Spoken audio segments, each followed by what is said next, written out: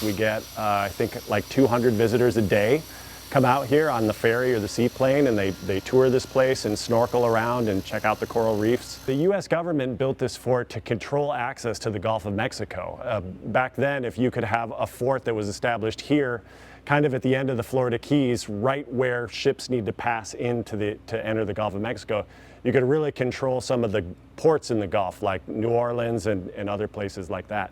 So the government built this leading up to the Civil War and then used it to try and control the South's access to the Gulf. There's never been a shot fired from these cannons. It was never actually in a battle, but it did become a prison during and after the Civil War. And one of the most famous inmates was Samuel Mudd, who was the doctor who set the leg of James Wilkes Booth after he assassinated Lincoln.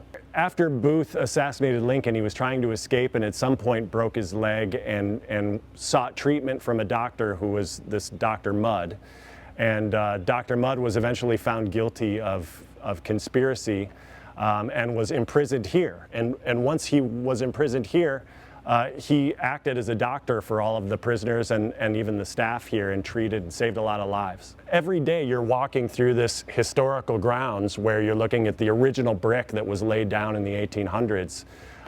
Also, it was a prison. You know that people, lived in misery and died in misery here for many years. There's a lot of stories about it being haunted. In the past, some of the Park Service staff have given ghost tours of the facility, talking about different places where people have seen ghosts in the fort over the years.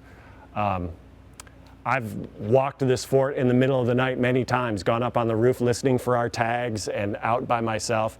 And I've never seen a ghost, but I've been told it's maybe just because I'm not open to it. I don't know. I feel like the existence of ghosts cannot survive like the third question about how they work. So like the first question is like, okay, how long is this person a ghost? Like, why are they here? Like, what do they do when they're not haunting people? Also, like, wouldn't there be millions of them when you think of all the people who have lived and died? Just like, you start asking questions, it's like, not sure if the ghost thing really holds up.